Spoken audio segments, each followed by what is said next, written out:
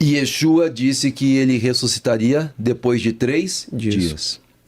Até os opositores de Yeshua, que no caso aqui Mateus 27, 62, está falando dos líderes do Sanhedrin, que se opuseram a Yeshua e que entregaram Yeshua para que esse império, que se tornou depois uma religião, o colocasse no madeiro. Tá? Até os opositores de Yeshua entenderam a mensagem de Yeshua e hoje os seguidores dele não conseguem entender. Qual foi a mensagem que os opositores de Yeshua entenderam? Que ele disse que depois de 3 dias ele ressuscitaria. Então até os opositores dele da época entenderam a mensagem. Mas os seguidores de Yeshua hoje não entendem a mensagem, não é? Porque não fazem a conta de que 3 é 3. O 2 vem depois do 1 e o 3 vem depois do 2. É assim que eu conto, não é? Então, nós vamos ver. Então, no 64, o verso vai dizer assim, ó. Aí eles vão pedir para que ponha uma pedra no sepulcro. Lê para nós 64, Gabriel. Manda, pois, que o sepulcro seja guardado com segurança até o 3º dia. Gente, agora vamos lá.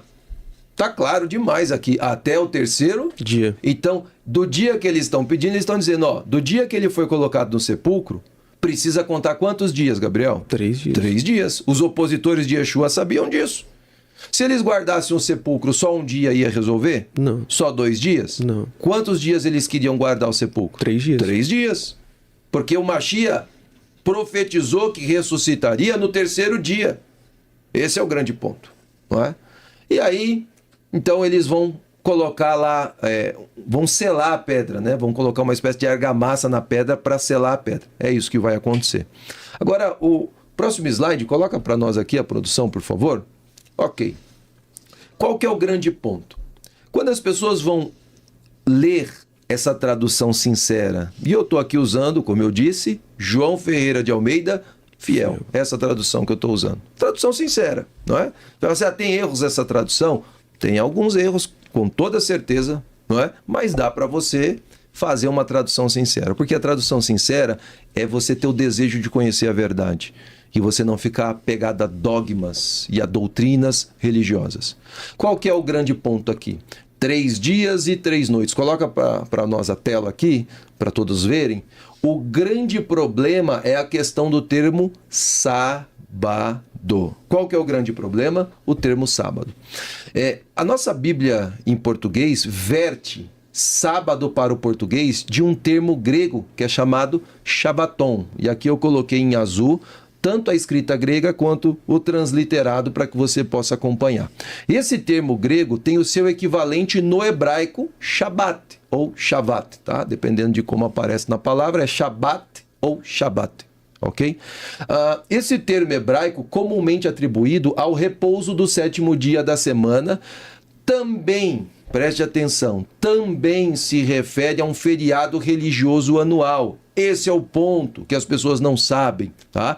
Então, se você pegar a sua Bíblia aí e você abrir no Sefer Vaikra, no livro do Levítico, capítulo 23, verso 32. Então, Sefer Vaikra, capítulo 23, verso 32. Vai estar escrito assim no hebraico. Ó, Shabbat Shabbaton, Hu lachem, veinetem et nafteichem, beteshva lachodesh ba'erev me'erev ad erev teshbetu shavatechem. O hebraico está escrito isso aí. Que na tradução vai estar escrito assim: sábado de descanso vos será, então afligireis as vossas almas. Aos 9 do mês à tarde, de uma tarde a outra tarde, celebrareis o vosso sábado. É assim que está na tradução do português. E no grego, eu coloquei aqui transliterado embaixo, está assim, ó, Shabbaton, anafesios, telei, eistai. E aí no final em azul está assim, ó, to, Shabbaton, sas. Olha aqui que tanto no grego, quanto no português, quanto no hebraico, eu tenho os termos equivalentes para o sábado semanal. Porém, assim também o Hag Hamatzot, o primeiro dia que é o dia 15, o primeiro dia da festa dos pães ázimos, também é um Shabat. Também é um dia de cessação, é um feriado. É que no português, o sábado que é o 7º dia, e quando você tem um feriado, você chama de feriado. Então, por exemplo, dia 15 de novembro é um feriado no Brasil, não é? E aí o dia 15 de novembro vai cair quando? O ano passado caiu na segunda, esse ano vai cair na terça, o ano que vem pode cair na quarta. Vocês estão compreendendo? Pode cair em qualquer dia da semana, porque é um dia fixo do calendário, não é um dia da semana. Assim acontece com a festa do Pêssar, com a celebração do Pêssar. Ele pode cair em qualquer dia da semana. E é isso que as pessoas não entendem. Então, quando na Brit Hadashah está o termo assim, o dia da preparação que antecede o sábado, a pessoa lê o que ela entende? Sexta-feira. Mas quem disse que aquele sábado que está na Brit Hadashah é o sábado semanal? Esse é o ponto. É o sábado anual, é o sábado cerimonial, é o dia 15 do mês de Aviv, que é o Hag Hamatzot. Porque se Yeshua morreu no 14º dia, que é no Pêssar, ele foi sepultado no final do 14º dia, ao anoitecer é o 15º dia, é um feriado, é um Shabat, e a Torá chama de Shabat. Hoje no judaísmo moderno nós chamamos de Yom Tov, para não misturar. Então Yom Tov, que na tradução é dia bom, não é? Para não chamar, e quando nós vamos desejar um bom dia, nós não dizemos Yom Tov, nós dizemos Boker Tov, né? Boa manhã, ou Erev Tov, boa tarde, para não misturar, não é? Mas no hebraico antigo você usava Shabat por feriado. Então, hoje é um Shabat. Qual que é o Shabat? Hoje é o Yom Kippur. Hoje é um Shabat. Qual que é o Shabat? Hoje é o primeiro dia do Hag Hamatzot, é um feriado para o povo hebreu. Até hoje, nós não trabalhamos. Pode cair na segunda, na terça, na quarta, qualquer dia. É um feriado solene. E esse é o ponto. Então, quando você vai lá para a Torá, tá lá Shabat, mas é um dia da semana. E quando você vai ler a Brit Hadashah e você não quer o judaísmo para te auxiliar, você não quer consultar os judeus para ter porque os oráculos da palavra estão com quem? Com os judeus. Estão com Roma? Os oráculos da palavra sagrada estão com a Grécia? Os oráculos da palavra sagrada estão com a Babilônia? Estão com a América?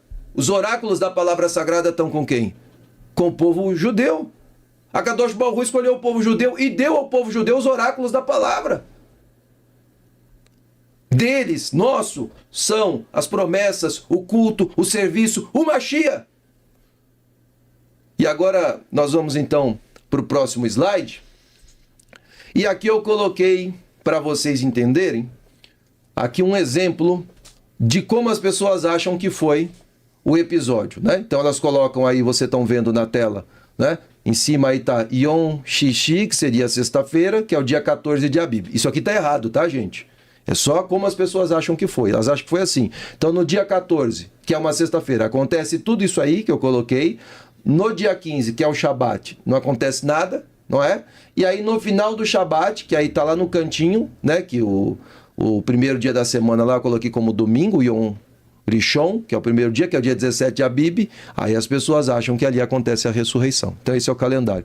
Agora, Gabriel, eu não sei se eu sei contar direito, mas vamos contar junto enquanto está aqui na tela com as pessoas, e você conta aí para mim também. O dia 14, ele está sendo crucificado, no dia 14, está pendurado na estaca, não é?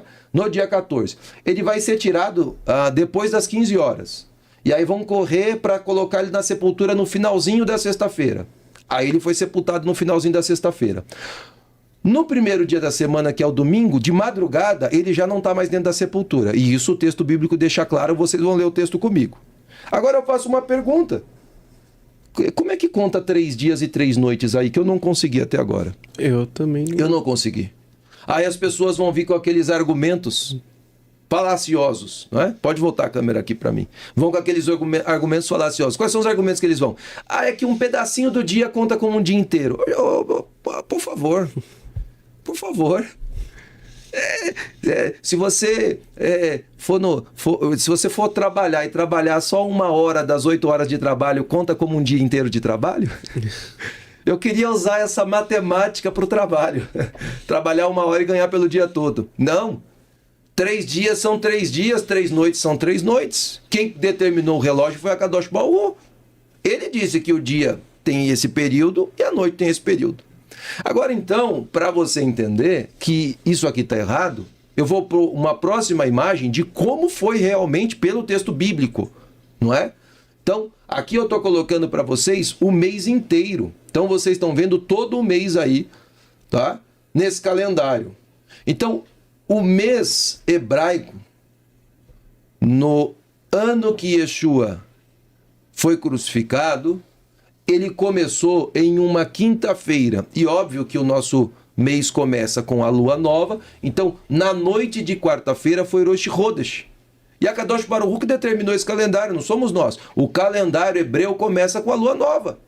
E aí, então, a lua nova, ela caiu numa quarta-feira, à noite. Lua nova, no anoitecer da quarta-feira. Já é o quê? Quinta-feira. Então, o dia de quinta-feira é o primeiro dia do calendário hebraico, não é? E aí, então, você vai ter a primeira semana que vai passar, você vai ali para a segunda semana, acompanha aí na tela. Na segunda semana, na próxima quinta-feira, é o dia 8 de Abib, ou de Aviv. É o dia 8, segunda semana, não é?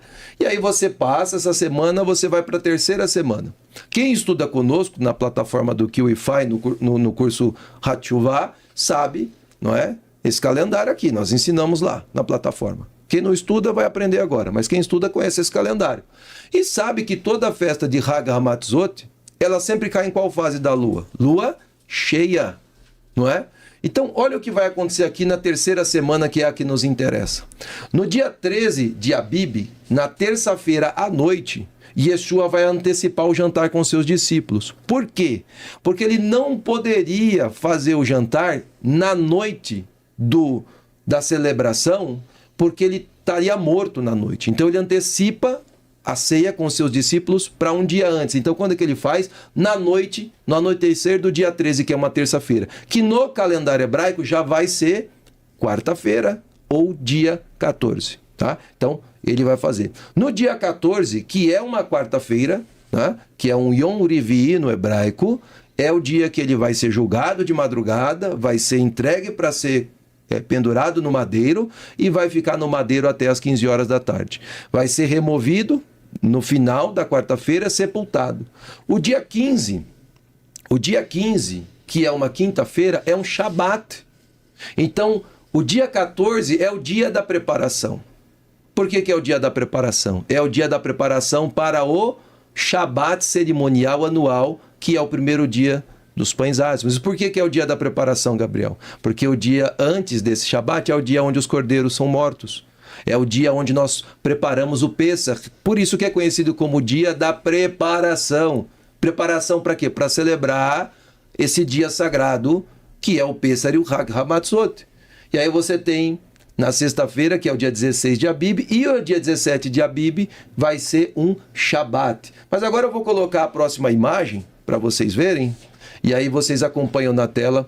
Essa imagem vai ficar bem fácil para vocês entenderem, sem contradição alguma. E nós vamos lendo os textos bíblicos que vão aparecendo aí na ordem. Então vamos lá. O primeiro texto bíblico que aparece para vocês, aí acompanhem na tela conosco. Então a imagem vai ficar na tela para vocês aí agora, tá? Mateus 12, 40. Pois como Ioná esteve 3 dias e 3 noites no ventre do grande peixe, assim estará o Filho do Homem 3 dias e 3 noites no seio da terra. Palavras do Mashiach Yeshua. Marcos 8,31. E começou a ensinar-lhes que importava que o Filho do Homem padecesse muito e que fosse rejeitado pelos anciãos e pelos príncipes dos Kohanim e pelos escribas e fosse morto, mas que depois de quantos dias, Gabriel? 3 dias. 3 dias ressuscitaria. Não é? Então o que vai acontecer? Esse calendário, você vai olhar que no meio dele, na parte do final, eu coloquei uma tarjazinha mais escura. O que é essa tarjazinha? Essa tarjazinha representa a viração do dia, ou o pôr do sol, que para nós, né, para os judeus, para o povo hebreu, no calendário bíblico, no pôr do sol termina um dia e começa outro. É assim que funciona o calendário bíblico. Então no dia 13, acompanha comigo na terça-feira, à noite já é dia 14, ok? E Yeshua vai fazer então o jantar com seus talmidim. Esse jantar é o que está relatado em Matitiahu 26. E aí, depois desse jantar cerimonial, onde ele pega o pão, pega o cálice e faz todo o cerimonial, em Mateus, Matitiahu 26, 57, o Gabriel vai ler para nós, Mateus 26, o verso 57. O que vai estar escrito aí, Gabriel? Mateus 26, 26, 57. 57. E os que prenderam a Yeshua o conduziram à casa do sumo sacerdote Caifás, onde os escribas e os anciãos estavam reunidos. Ok, então a apresentação pode manter ela, não precisa tirar. E aí, olha só. Então, Mateus 26, 57, Yeshua é atraído e preso, ele vai ser levado para a casa de Caifás, vai ser julgado, depois ele vai ser encaminhado para Pilatos, vai ser julgado, vai ser açoitado e vai ser enviado para o madeiro. No dia 14, então, o que está acontecendo no dia 14? Ele é o dia da preparação. Preparação para o quê? Para a celebração do Pêssar, que vai ser no anoitecer do dia 14. Por isso, o dia da preparação. Eu tinha que pegar o meu cordeiro, ir lá no templo, o cordeiro tinha que ser abatido, aí eu pegava a carne do cordeiro, levava para casa, minha mulher estava preparando lá a refeição, tinha os pães ázimos, eu ia sentar com a minha família no anoitecer e eu ia comer o cordeiro junto com a minha família. Não é? Então, esse é o dia da preparação. E aí, então, na madrugada do dia 14 de Abib, que é a véspera, né, do Hag Hamatzot, Mateus 27, 1. O que vai estar escrito aí? Mateus 27, 1. E chegado amanhã, todos os principais sacerdotes e os anciãos do povo formaram juntamente conselho contra Yeshua para o matarem. Quando que isso acontece? Na manhã do dia 14 de Abib. E aí você vai dizer assim, mas o que está acontecendo aqui? É o dia que o cordeiro tem que ser imolado, tá certo? Os sacerdotes foram colocados para isso, não é? Para oferecer o corban, para oferecer o cordeiro. Mateus 27, 45. O que está escrito, Gabriel? E desde a hora sexta houve trevas sobre toda a terra até a hora nona. Então, olha o outro texto, e aí na imagem você vai ver, né? Da hora sexta houve trevas até a hora nona. Só para você entender, a hora sexta seria meio-dia, tá? E a hora nona seria às 15 horas. E Yeshua está já no madeiro nesse horário, ok? Do dia 14, e ninguém discute que ele foi colocado no madeiro no dia 14, não é? Que é o dia na qual, quando Yeshua... olha que interessante, por que faz questão de relatar que da hora sexta, que seria meio-dia, até a hora nona, é o horário que houve trevas? Porque é exatamente o horário que no templo, no Beit HaMikdash, todos os korbanot para Pêssar estavam sendo imolados nesse horário. Os abates aconteciam depois do meio-dia. No meio-dia, durante toda a tarde, eram feitos os abates do Corban Pêssar. E nesse momento Yeshua está no madeiro. Então no Beit HaMikdash os cordeiros estão sendo abatidos e Yeshua está no madeiro nesse horário. E houve trevas nesse horário. Ok. E aí, quando é 15 horas aproximadamente, né, na hora nona, ele morre. Ele vai fazer todas as declarações, vai dizer, Pai, na tua mão entrego o meu espírito, e expirou e morreu. Não é? E aí vão certificar que o da direita está vivo, quebram uma perna, o da esquerda está vivo, quebram uma perna, mas quando chegam em Yeshua, ele já tinha morrido. Então o soldado romano vai furar o lado dele, mas ele já está morto. E aí Yosef, não é? Você conhece como José de Arimateia, vai pedir para Pilatos permissão para sepultar o corpo. Então eles vão tirar o corpo de Yeshua na quarta-feira, dia 14 de Abib, depois das 15 horas, entre 15 e 16, 17 horas, eles vão tirar o corpo, colocar rapidamente em um lençol para sepultar. Por que eles estão fazendo isso rapidamente? Porque eles têm a celebração de Pêssar com Hag Hamatzot, que vai acontecer no anoitecer desse dia. Então Yeshua é colocado, Mateus 27, do 57 até o verso 61, e é importante que nós façamos a leitura. Você acompanha aí também. E vinda a tarde chegou um homem rico de Arimateia, por nome de Yosef, que também era Talmidim de Yeshua, não é? E ele vai pedir para Pilatos. Agora olha que coisa interessante. O verso 62 ele é chave para você entender que esse calendário que eu estou te apresentando aqui está correto, tá? Porque o verso 62 vai dizer assim, ó, e no dia seguinte, que é o dia depois da preparação, reuniram-se os principais sacerdotes e os fariseus na casa de Pilatos. Opa! Se você tentar fazer a leitura desse texto considerando que isso aqui aconteceu na sexta-feira, qual que é o dia depois da sexta-feira? Shabat. Se esse dia é o Shabat, eles estariam, os fariseus e os saduceus aqui, os sacerdotes, eles estariam reunidos no Shabat para falar disso aqui? Não. Então eles estão reunidos em qual dia aqui? Eles estão reunidos no dia 15. No final do dia 15, quando terminou o dia da preparação, que eles celebraram o Moed, e agora eles vão se reunir e eles vão dizer o quê? No dia seguinte, que é o dia depois da preparação, reuniram-se os principais sacerdotes e os fariseus em casa de Pilatos, dizendo: nós lembramos que aquele enganador disse que depois de 3 dias ressuscitaria. E eles estão aqui esperando essa profecia se cumprir. Óbvio que eles não acreditam que vai se cumprir, mas eles acham que algum talmidim vai lá, vai roubar o corpo de Yeshua da sepultura. E aí esse é o receio que eles têm. E aí então Pilatos vai ordenar que a pedra seja selada. E quando que vai acontecer o selamento da pedra? Acontece na sexta-feira, que é quando os soldados vão lá fazer o selamento da pedra.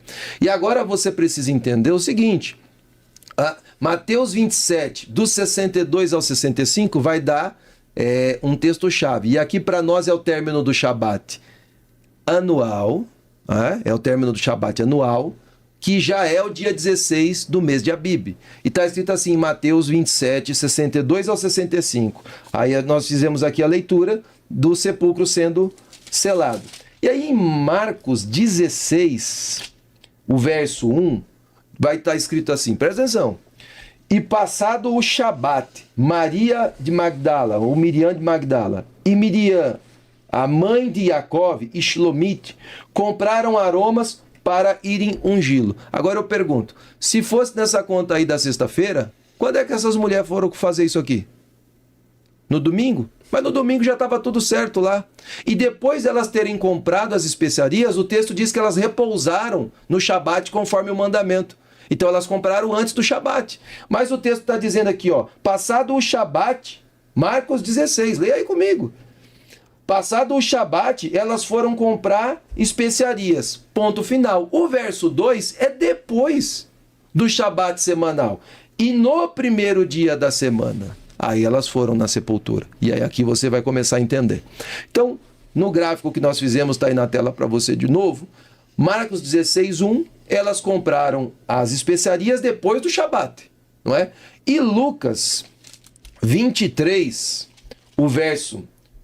Lucas 23, o verso 56, está escrito assim, Lucas 23, o verso 56.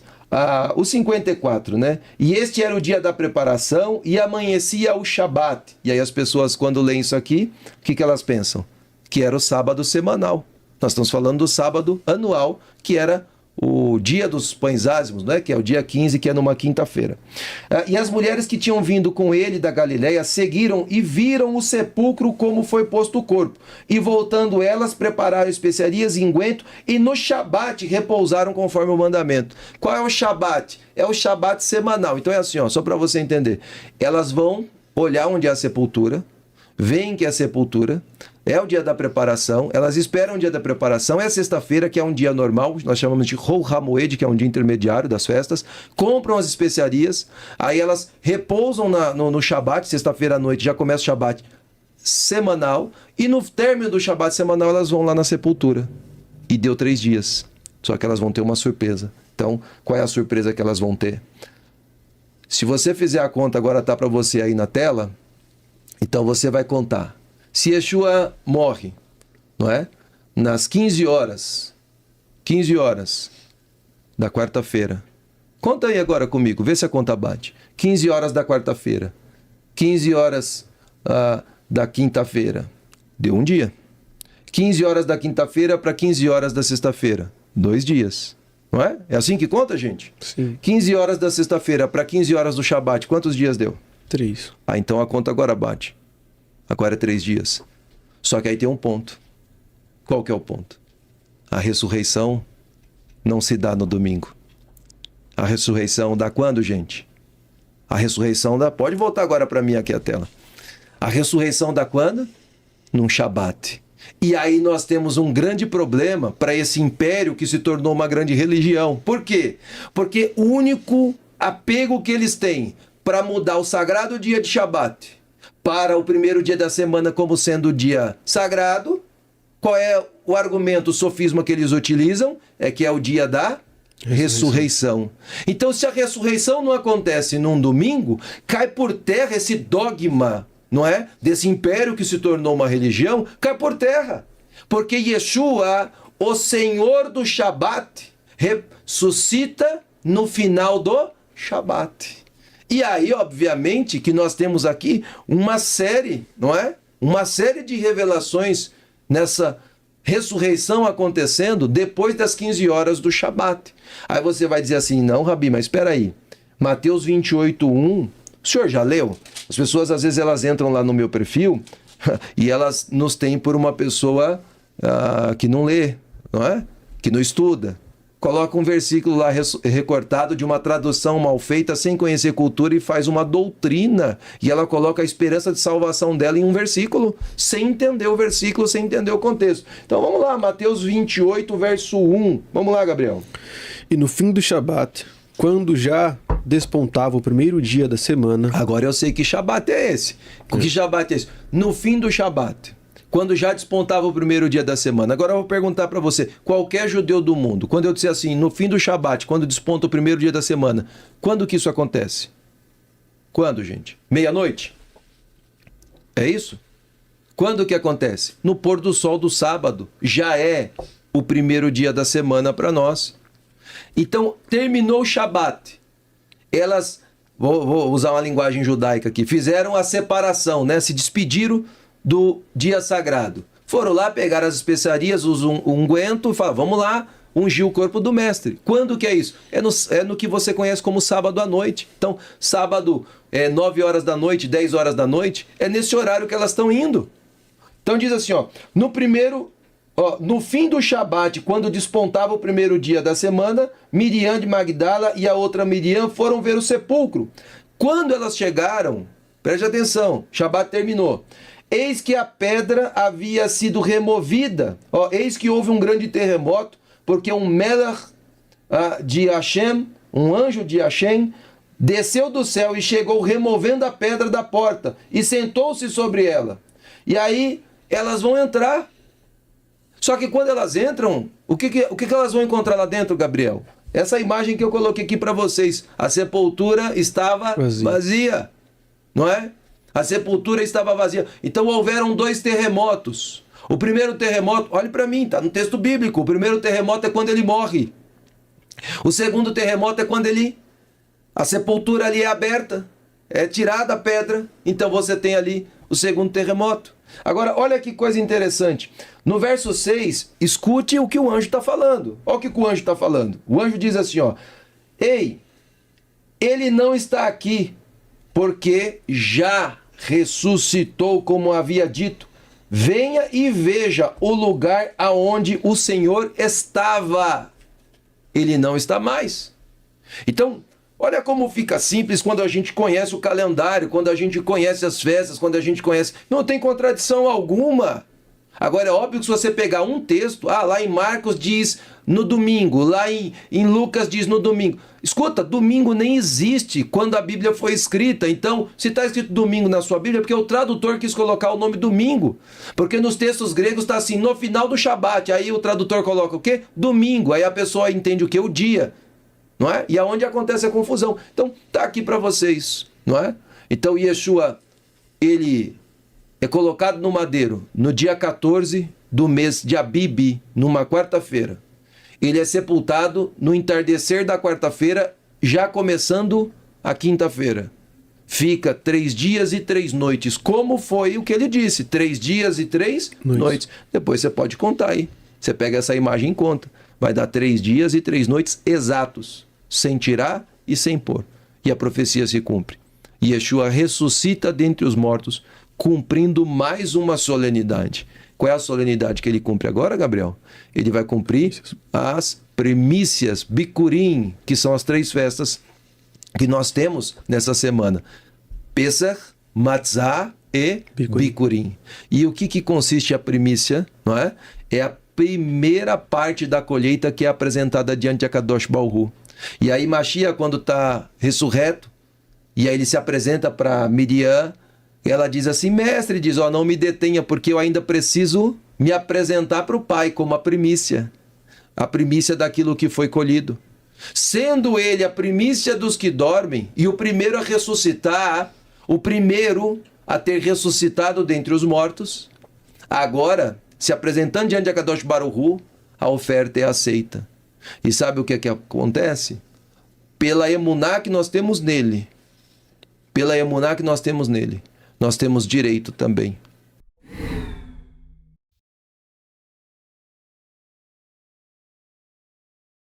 Pois como Jonas estava 3 dias e 3 noites na barriga de um peixe enorme, então o Filho do Homem terá 3 dias e 3 noites no coração da terra. Esse é um dos textos que os defensores da crucifixão na quarta-feira leem para entender que Jesus não pode ter morrido numa sexta-feira, conforme classicamente é dito no cristianismo. Porque se ele ficou 3 dias e 3 noites no seio da terra, assim eles entendem, ele deveria permanecer 72 horas na sepultura. Ora, se ele foi sepultado perto do pôr do sol de quarta-feira, aí, segundo esses defensores, ele poderia ter ressuscitado no sábado à noite, 72 horas depois. Mas vamos devagar, a coisa não é tão simples assim. Se levarmos em conta os outros 20 textos, em que, todos do Novo Testamento, é claro, em que Jesus e os apóstolos se referem ao tempo que ele passaria na tumba, nós somos forçados a concluir que eles não ensinam uma permanência literal de 3 dias de 24 horas cada um no sepulcro. Você pode verificar isto nos seguintes versos, onde o tempo entre a morte e a ressurreição de Jesus é mencionado. Quer ver? Preste atenção aí na sua tela. Mateus capítulo 16, verso 21, 17, 23, 20, 19, 26, 61, 27, 40, verso 64, Marcos 9, 31, 10, 34, 10, 56, etc. Esses são alguns dos 20 versos ou 20 lugares no Novo Testamento em que expressões indefinidas como no terceiro dia ele será erguido são usadas para referir-se ao hiato desses eventos. Agora, aqueles que insistem em dizer que Jesus foi morto numa quarta-feira para contabilizar 72 horas de morte, desconsideram o quão inexata é essa expressão se comparada ao contexto bíblico, de maneira clara. Veja bem, esta linha de raciocínio, de achar que Jesus deveria ficar morto 3 dias, ela entra em contradição com textos da Bíblia. Por exemplo, Mateus. O próprio Mateus, que usa a expressão 3 dias e 3 noites para se referir à duração do sepultamento de Jesus, também o faz dizer: o Filho do Homem vai ser traído e entregue nas mãos dos homens. Eles vão matá-lo, e no terceiro dia ele será ressuscitado. Você pode ler isso em Mateus 17, 23. Note, preste atenção, eu vou explicar bem devagar. Mateus não diz que Jesus ressuscitaria depois do terceiro dia, mas sim que ele ressuscitaria no terceiro dia. Agora raciocine comigo. Se Jesus tivesse de ficar, literalmente, 72 horas no sepulcro para fazer valer a interpretação literal de Mateus 12:40, então ele deveria ressuscitar depois do terceiro dia, e não no terceiro dia. E todos os evangelhos, sem exceção, são unânimes em apresentá-lo ressuscitando no terceiro dia, isto é, antes de completar as 72 horas. Mesmo porque ele ressuscitou, como nós veremos, na madrugada, mas foi morto em torno das 3 horas da tarde. Logo, para que a sua ressurreição ocorresse literalmente ou exatamente 72 horas depois da sua morte, ele também deveria ressuscitar por volta das 3 horas da tarde, você não acha? Entenda o seguinte, o modo de contar o tempo nos dias de hoje é bem diferente da forma convencional de contar os tempos na época bíblica. Os sistemas de hoje de contagem são diferentes. Naquela época, eles utilizavam a contagem inclusiva, que, aliás, era usada por outros povos do Oriente Médio. Nela, a porção de um tempo é contado como se fosse o dia inteiro. Nesse contexto, a morte de Jesus nos traz um diagrama que eu posso apresentar para você de maneira bem didática e você vai entender. Preste atenção, olha aqui na tela. Jesus morreu na sexta-feira. Não importa se foi 1 minuto da sexta-feira ou as 24 horas da sexta-feira. Se a morte dele aconteceu em qualquer tempo da sexta-feira, na contagem inclusiva é considerado o dia inteiro. Então, o primeiro dia, a sexta-feira. Depois, Jesus permaneceu morto por todo o dia de sábado, segundo dia. No terceiro dia, domingo, de manhã, ou à madrugada, entre a noite e o raiar do dia, ele ressuscitou, o terceiro dia. Mesmo que Jesus houvesse continuado morto apenas 1 minuto do terceiro dia, ele já era considerado. Esta era a contagem inclusiva dos tempos bíblicos. Era por esse sistema de contagem inclusiva que os judeus contavam o tempo. Mesmo que faltasse ainda algumas horas para o dia acabar, esse ainda era considerado o dia inicial. O dia seguinte era o segundo. E o virar das primeiras horas ou minutos do dia subsequente já era considerado o terceiro dia. Agora você pergunta, há algum exemplo bíblico desse depois de 3 dias e 3 noites, significando algo diferente de 72 horas? Sim, tem muitos textos. Vou apresentar apenas 1 ou 2 para você, tá bom? Textos bíblicos que chamavam de terceiro dia aquilo que nós chamaríamos de depois de amanhã. Aliás, parece surpreendente, mas aqui estão alguns exemplos que vão talvez mudar a maneira de alguns entenderem o terceiro dia da ressurreição de Jesus. Vamos ao primeiro. Quando oferecerdes sacrifício pacífico ao Senhor, oferecê-los-ei para que sejais aceitos. No dia em que o oferecerdes, e no dia seguinte se comerá, mas o que sobejar ao terceiro dia será queimado. Mais um texto também em que o Senhor diz o seguinte a Moisés, preste atenção. Vá ao povo, consagre-o hoje e amanhã, e deixe-o lavar as suas vestes e estar pronto para o terceiro dia. Êxodo 19, 10 a 11. Como você pode ver por essas passagens, a ideia não é contar intervalos de 24 horas, mas sim nomear dias sucessivos, inclusive o dia de um anúncio que era entendido como o primeiro dia.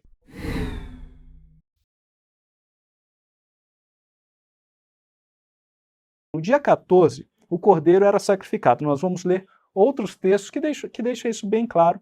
E no dia 15 começava a festa dos pães asmos. E era quando começava a ceia pascal. Então, no dia 14 de Nissan, o cordeiro era sacrificado e no dia 15 ele era comido. E algumas pessoas entendem que Jesus morreu no dia que o cordeiro era sacrificado. Você talvez esteja já pensando aí, mas não é óbvio, Jesus tem que morrer no dia em que o cordeiro era sacrificado. Mas outras pessoas entendem que Jesus ele morreu no dia em que o cordeiro era comido. E se você acha que não há sentido nisso, lembre-se apenas de uma coisa.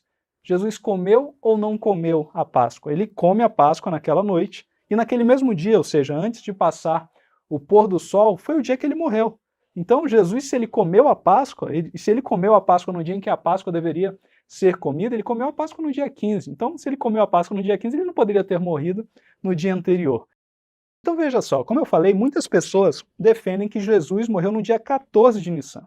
Então, é justamente por isso que a maioria dos católicos e protestantes optam pelo ano 30 e pelo ano 33 depois de Cristo como o ano que deve ser ali o ano da morte de Cristo. Por que isso? Porque nesses anos, se você checar, se você verificar aí os programas de astronomia, eu já indiquei aí um programa que é de fácil acesso, você pode acessar o Sky View Café, nós vamos ver algumas imagens nele, mas se você for checar aí pela astronomia, você vai ver que no ano 30 e no ano 33, a sexta-feira ali do primeiro mês judaico, a sexta-feira de Nissan, nós encontramos uma sexta-feira 14, nós não encontramos uma sexta-feira 15 nos anos 30 e 33. Mas nós, os adventistas do sétimo dia, defendemos o ano 31 para a morte de Cristo e não o ano 30 e o ano 33. Então, se nós defendemos o ano 31, nós temos que atentar para que dia que foi aquela sexta-feira ali no ano 31 do primeiro mês judaico. E no ano 31, nós encontramos uma sexta-feira 15 de Nissan. Veja só, isso é determinante. Por quê?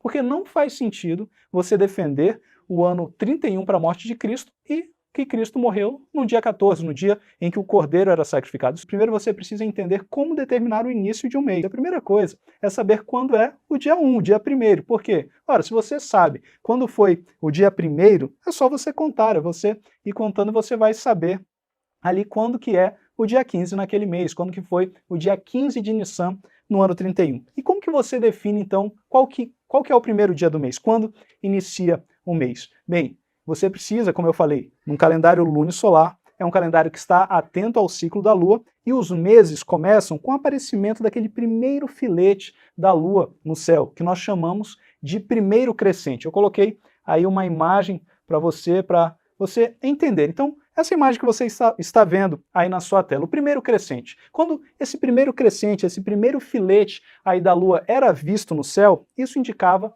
que um mês estava se iniciando. Ou seja, se você conseguir determinar quando o primeiro crescente foi visto, você consegue determinar quando o mês iniciou. E aqui que entra a astronomia, aqui que entra a nossa análise astronômica. Porque será que é possível nós determinarmos quando uma lua foi vista lá no ano 31, lá atrás, no ano que nós entendemos que foi o ano da morte de Cristo? É claro que é possível. Nós podemos sim avaliar isso, nós podemos fazer essa análise com dados que nós conseguimos justamente com os programas de astronomia. Para que você veja isso melhor aí em um programa de astronomia, está aí na sua tela uma imagem do Skyview Café que eu coloquei aí justamente no ano 31, no dia 10 de abril. Por que eu coloquei no dia 10 de abril? Se você ver aí, o dia 10 está em azul.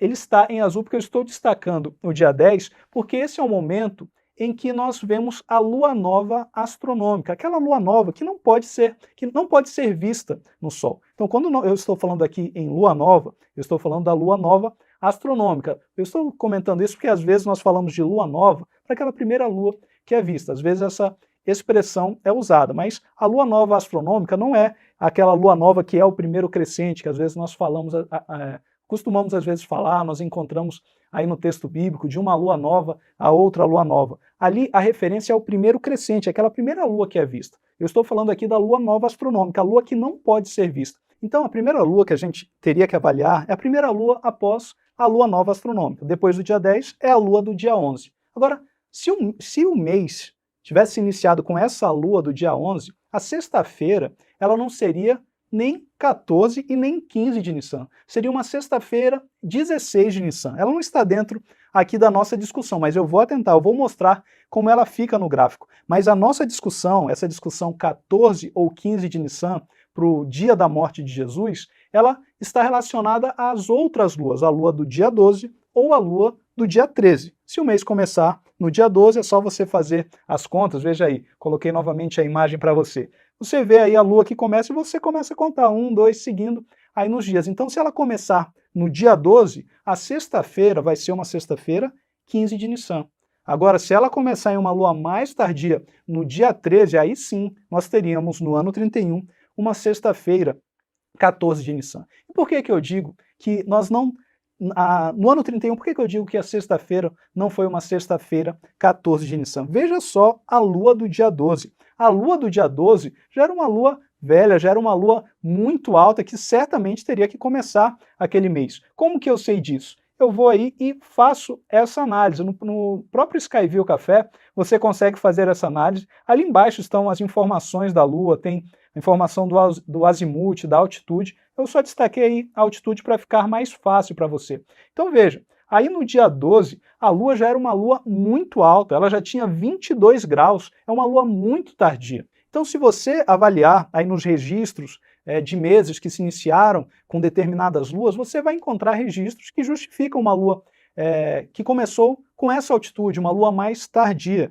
Agora, para uma lua começar no dia 13, seria uma lua muito velha, que não há em nenhum registro, um mês que tenha se iniciado ali tão tardiamente. Não há um registro astronômico. Então, astronomicamente, não é aceitável uma sexta-feira 14 de Nissan. Eu vou mostrar aí as luas, não do dia 13, como eu falei, a do dia 11 e do dia 12 é a principal discussão. Por isso, eu vou mostrar no gráfico como fica a lua do dia 11 e a lua do dia 12, e depois eu comento mais sobre a lua do dia 13. Então, como eu falei, sendo honesto aí na nossa avaliação, a gente sabe que a lua nova astronômica, aquela lua que não é vista, a lua nova que não pode ser enxergada certamente no céu, foi no dia 10. Então a gente precisa avaliar primeiro o dia 11 antes de pular para o dia 12. Eu coloquei aí no gráfico, quando nós avaliamos aí a altitude da lua do dia 11, a altitude da lua do dia 12, a diferença de azimuth, elas ficam aí dessa forma como está no gráfico. Em verde está a lua do dia 11. Você vê que é uma lua limítrofe. Ela está muito perto aí daquela linha de visibilidade, né? Então, as luas aí que estão abaixo dessa linha são luas que não foram vistas. Alguns pontos azuis você vê aí que são luas que foram vistas, mas elas foram vistas com auxílio, não a olho nu como devem ser observadas para iniciar o mês. Foram vistas com auxílio de binóculos, coisas do tipo, certo? Então, as luas que estão ali abaixo, elas estão abaixo daquilo que é o ponto em que são consideradas luas visíveis. A lua do dia 11, como você vê aí, ela está bem no limite, Então é discutível. Como ela é muito limítrofe, é uma lua discutível. Será que ela foi vista, não foi vista? Mas ela está abaixo. A lua do dia 12 não. A lua do dia 12 certamente foi vista. Veja só onde ela está no gráfico de visibilidade. Ela está lá em cima. Uma lua que sem dúvida foi vista, que não para nenhuma dúvida. A avaliação científica, a avaliação aí com astronomia não permite que aceitemos que no ano 31 houve uma sexta-feira 14 de Nissan. Por quê? Para nós termos uma sexta-feira 14 de Nissan, o mês deveria ter iniciado com a lua do dia 13. E nós não encontramos nada que justifique que o mês tenha iniciado de forma tão tardia. Você viu aí no gráfico onde está a lua do dia 12, aquela lua deve certamente iniciar o mês. Mas se você ainda está achando um pouco estranho isso, vamos entender melhor aí como que funcionava toda a cerimônia da Páscoa e entender melhor o significado da Páscoa. Pegue a Bíblia comigo, vamos ler Êxodo, capítulo 12, versos 5 e 6. O texto diz assim: O cordeiro será sem defeito, macho de 1 ano. Podereis tomar um cordeiro ou um cabrito, e o guardareis até ao 14º dia deste mês, e todo o ajuntamento da congregação de Israel o imolará no crepúsculo da tarde. Então veja, o texto é claro, o texto diz o quê? Que o cordeiro deveria ser guardado até o 14º dia desse mês e ele deveria ser imolado no crepúsculo da tarde, entre as duas tardes. Então o cordeiro ele era sacrificado no dia 14 de Nissan. Nós sabemos disso. Agora vamos avançar um pouco, continue com a Bíblia aberta aí em Êxodo, no capítulo 12, vamos ler alguns textos. Veja só, nos versos 7 e 8 segue dizendo assim: Tomarão do sangue e o porão em ambas as ombreiras e na verga da porta, nas casas em que o comerem.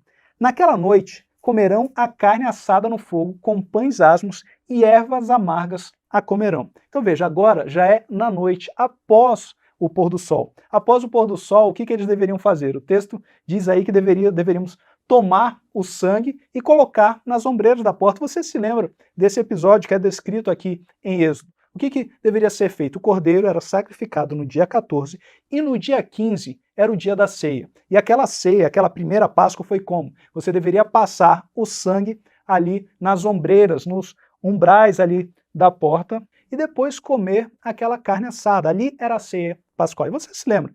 Eles iriam comer ali naquela noite para sair do Egito. E os evangelhos também deixam isso muito claro. Abra a Bíblia comigo em Marcos. Eu vou usar o texto de Marcos, que ele é o mais claro, ele é o mais específico, porque o texto diz assim: E no primeiro dia dos asmos, esse eu estou lendo aí como está mais literalmente, é que a palavra festa não há no original, mas diz aí, no primeiro dia da festa dos pães asmos, quando se fazia o sacrifício do cordeiro pascal. Eu fiz essa ressalva e deixei aí cortado, como aparece para você, o da festa, porque essa palavra não está no original. Eu só saliento isso porque isso pode causar confusão, porque você pode pensar, bom, era no dia da festa dos pães asmos, a festa dos pães asmos começava no dia 15, mas essa palavra não está no texto, é no dia dos asmos, quando o fermento deveria ser afastado, deveria ser deixado ali de lado. Então, é isso que é dito no texto, mas o texto é específico, o texto não está falando do dia 15, o texto é específico, o texto está dizendo do dia em que o cordeiro era sacrificado.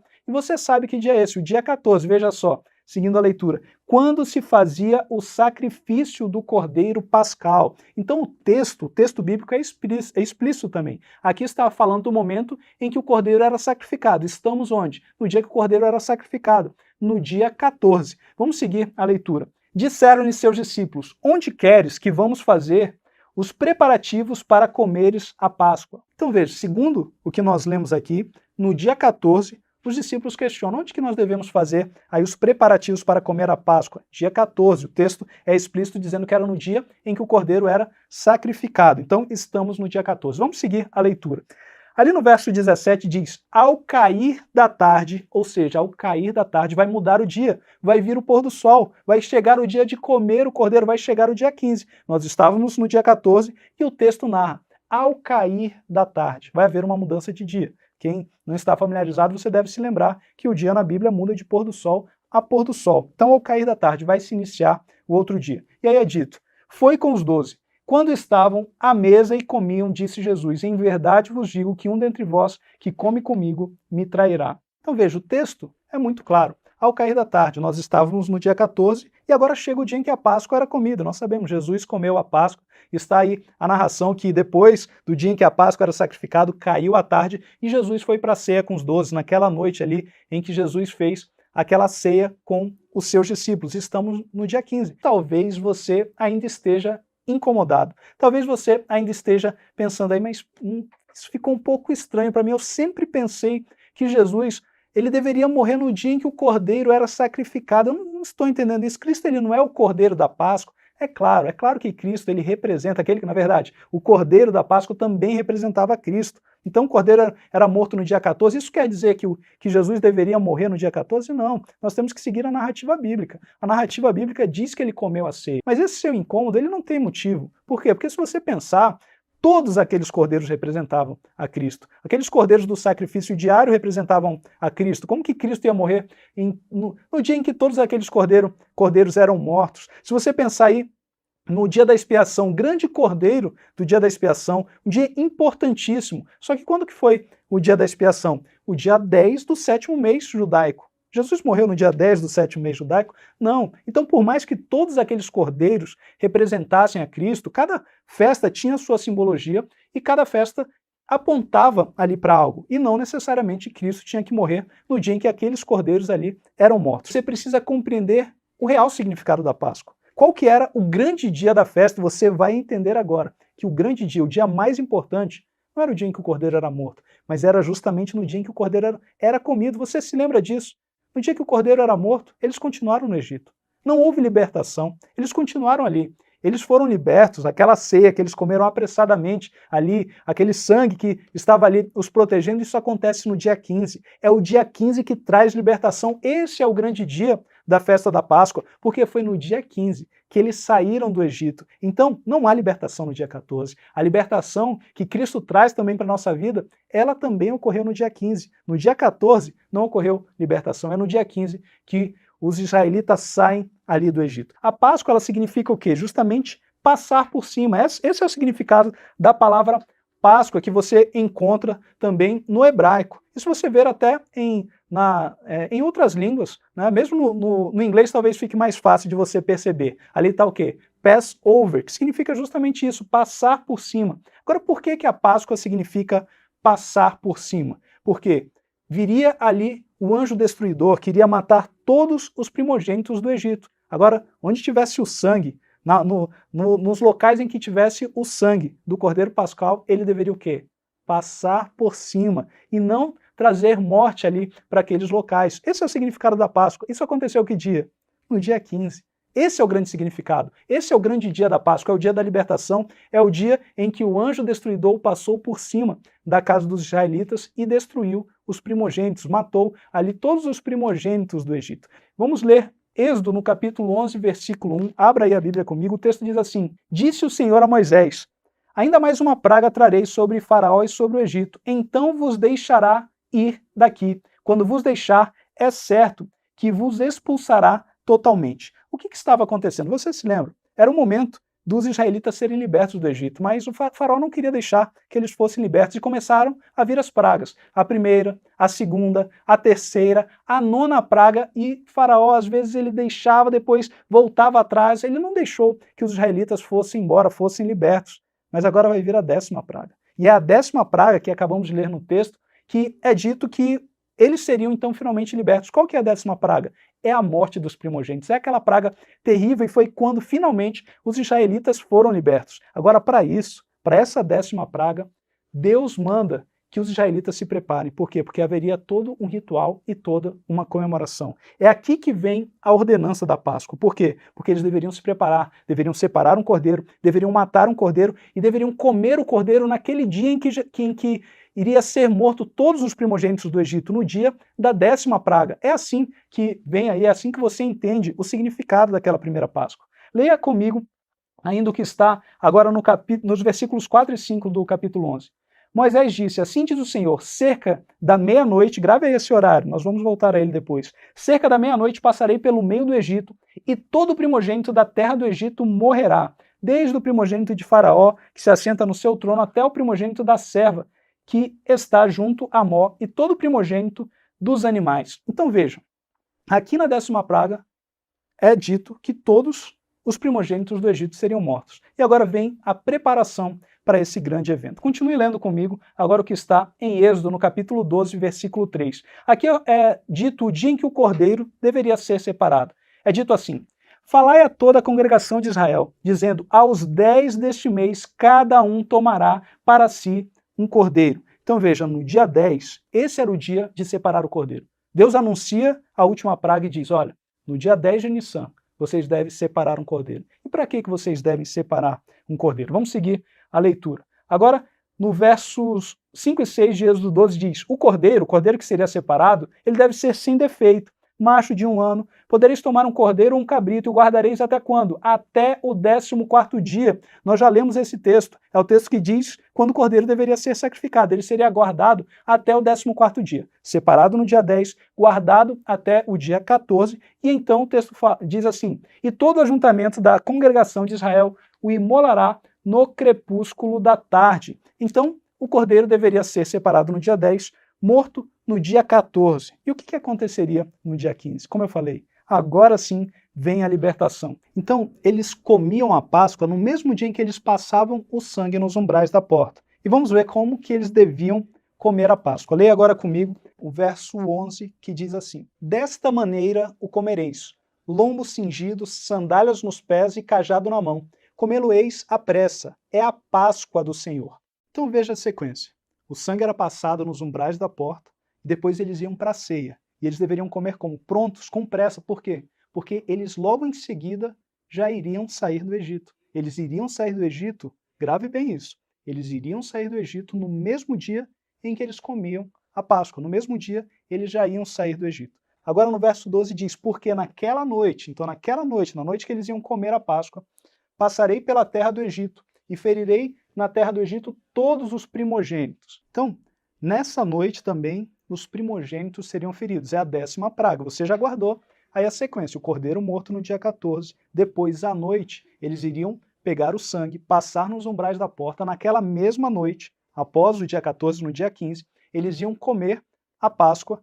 E naquela noite também, os primogênitos do Egito seriam feridos. É no dia 15 também que os primogênitos do Egito seriam feridos. Leia mais aqui comigo. Agora no verso 14 a gente começa a ver a importância do dia. O texto diz, este dia vos será por memorial, e o celebrareis como solenidade ao Senhor. Nas vossas gerações o celebrarei por estatuto perpétuo. Então veja, qual que era o dia que ficaria ali como memorial? O dia 15, o dia que eles comeram a Páscoa, o dia que eles iriam sair do Egito. Então, o grande dia, a festa da Páscoa, o grande dia não era o dia 14, não era o dia em que o cordeiro era comido. O dia que tinha que ficar ali por memorial era o dia 15. Vamos avançar e ver a importância do dia 15. Eu estou fazendo isso aqui, estou explicando isso para você ter uma ideia mais completa de como que funcionava a Páscoa, e você vai perceber que o grande dia da Páscoa era o dia 15. Aí no verso 17 diz, guardai, pois, a festa dos pães asmos, a festa que começava no dia 15,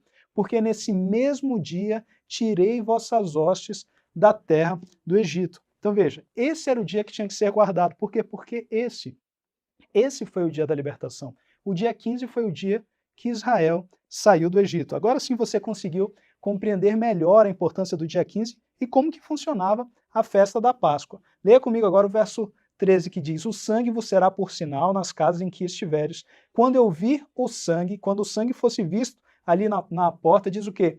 passarei é justamente o mesmo verbo, é o verbo que dá origem para a palavra Páscoa. Passarei por vós e não haverá entre vós praga destruidora. Então aquilo que eu já expliquei, como funcionava a Páscoa.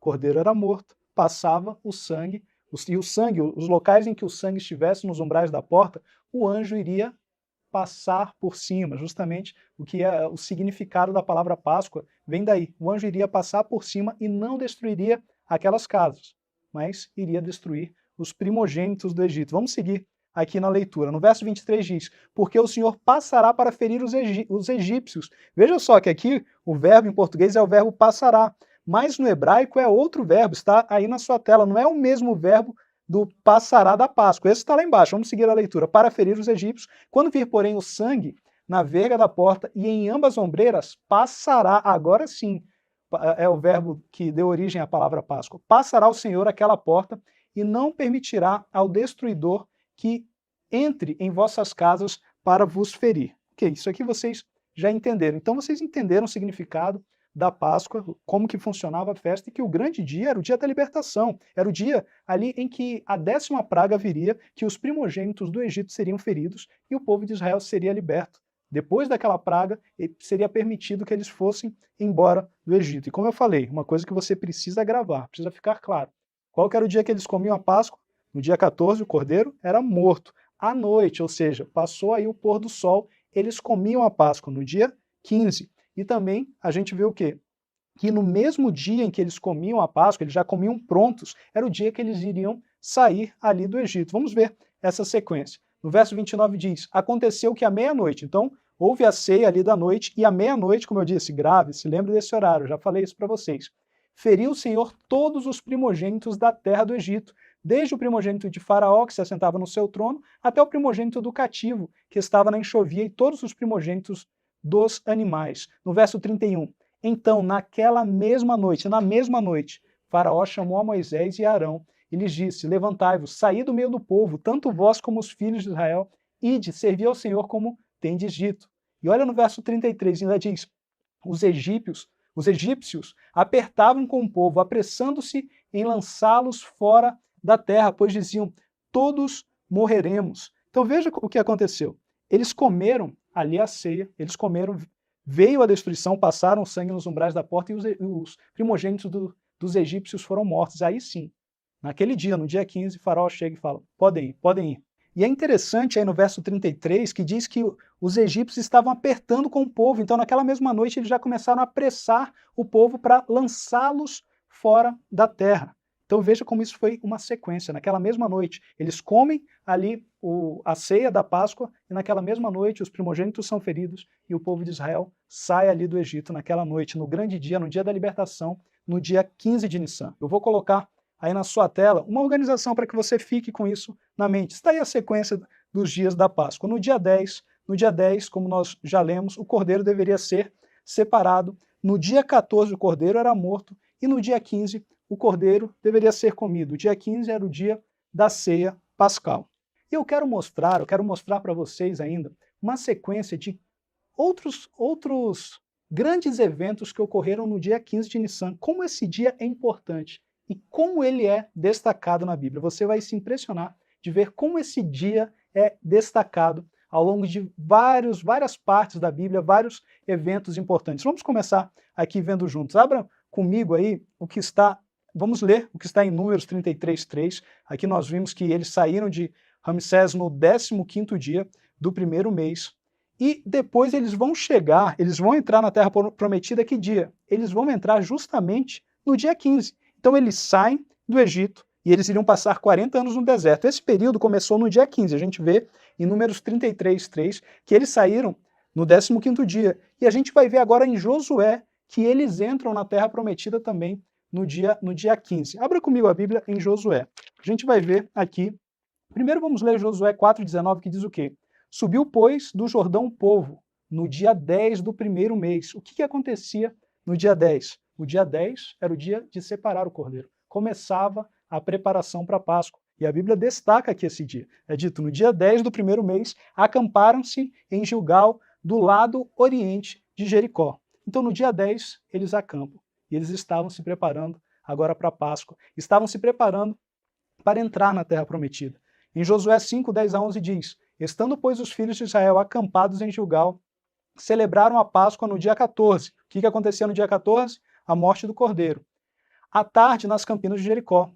E depois diz: comeram do fruto da terra. Agora aqui é o dia em que haveria a ceia. Comeram do fruto da terra no dia seguinte à Páscoa. No dia seguinte, ali aquela celebração do dia 14, do dia 14 de Nissan, em que o cordeiro era morto. É dito o quê? Que eles entraram quando? No dia seguinte à Páscoa. Isso aqui é muito interessante, porque a gente vê na Bíblia que aquele período de 40 anos, outro período cronológico que a gente encontra nas Escrituras, esse período começou, esses 40 anos no deserto, o período começou no dia 15. Eles saem no dia 15 e eles entram ali na Terra Prometida também no dia 15. Veja que destaque para o dia 15, é o dia também do cumprimento desse período. Há outros cumprimentos? Há outros cumprimentos.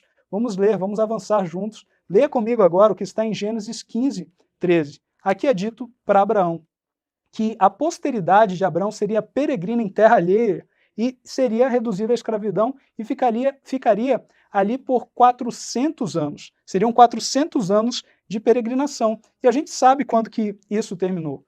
Olha só, em Gênesis 15, 14. Mas também eu julgarei a gente a que tem de sujeitar-se e depois sairão com grandes riquezas. Quando que eles saíram com grandes riquezas? Eles saíram justamente no dia 15. Então, aquele período que termina no dia 15, ele também começaria no dia 15. E Ellen White comenta que aí também foi o cumprimento disso. Ela diz: naquele dia completou-se a história revelada a Abraão. Veja, naquele dia, no dia 15, foi completada aí a história revelada a Abraão. Em visão profética, os 400 anos haviam se cumprido. E aí ela cita o texto de Êxodo 12 que você vê aí na sua tela. Então veja, os 40 anos começam no dia 15, terminam no dia 15. Os 400 anos começam no dia 15 e terminam no dia 15. O dia 15 também ele é destacado, porque foi esse dia também que foi feito um concerto com Abraão. Foi o dia que foi estabelecido aí um concerto com Abraão. Veja só, se você ler no mesmo capítulo de Gênesis, que nós acabamos de ler o verso 13, no verso 18 diz o quê? Naquele mesmo dia fez o Senhor aliança com Abraão. Então, naquele mesmo dia, qual que era o dia? A gente acabou de ver, era o dia 15. E também, o dia 15 é o dia de aliança. Foi o dia em que foi feita a aliança com Abraão. Vá anotando aí, vá anotando esses textos, grave tudo isso que está aí, porque isso é muito importante. Os 40 anos no deserto, começando e terminando no dia 15, os 400 anos ali também que foram apresentados a Abraão, e naquele mesmo dia, no dia 15, foi feito um concerto com Abraão. E agora você se lembra da ceia? Você se lembra de Cristo ali na ceia com seus discípulos? O que ele diz? Que ali também seria provido o sangue dessa aliança. O sangue da aliança, do plano da redenção, seria provido ali. É o grande dia do concerto. Em Mateus 26, 28, você vê aí na tela dito: porque isto é o meu sangue, o sangue da nova aliança. Então veja, o dia 15 é o grande dia do concerto. Foi o dia em que o concerto foi feito com Abraão e foi também o dia que foi estabelecida aquela aliança. É o dia em que foi firmado ali o novo concerto. Você sabia também que a Bíblia faz referência a esse dia como sendo o dia importante do velho concerto? Vamos ler juntos aí o que está em Jeremias. Jeremias capítulo 31, abra aí comigo a Bíblia, diz assim: não conforme a aliança que fiz com seus pais no dia em que os tomei pela mão para os tirar da terra do Egito. Então, aqui em Jeremias, quando Deus diz que faria um novo concerto e que esse concerto seria diferente do antigo concerto, diz: não conforme a aliança que fiz com seus pais no dia em que os tomei pela mão para os tirar da terra do Egito. Então a gente vê que o dia 15 também foi importante para o antigo concerto, para o concerto do Sinai. Você sabia que mesmo nos 10 mandamentos há uma referência ao dia 15? Você sabia disso? Abra comigo, você sabe, está lá em Êxodo 20. Abra comigo, eu vou mostrar para você que há uma referência aqui nos 10 mandamentos ao dia 15. Êxodo 20, vamos ler juntos aí o começo dos 10 mandamentos, como que o texto começa aí no versículo 2. Eu sou o Senhor teu Deus que te tirei da terra do Egito, da casa da servidão. Então vejam, os 10 mandamentos há uma referência aqui nos 10 mandamentos ao dia 15. O dia diz o quê? Eu sou o Senhor teu Deus que te tirei da terra do Egito. Como esse dia foi importante? Eu sou o Senhor teu Deus que te tirei da terra do Egito. Quando que o povo foi liberto do Egito? Nós lemos aqui o texto, no dia 15. Esse dia foi muito importante. Esse fato, o dia, eles terem sido libertos do Egito, foi algo muito marcante. E é exatamente por isso que a Bíblia diz que aquele dia deveria ser lembrado para sempre. Você sabia disso? Veja aí, anote mais esse texto e leia também comigo esse texto mais uma vez.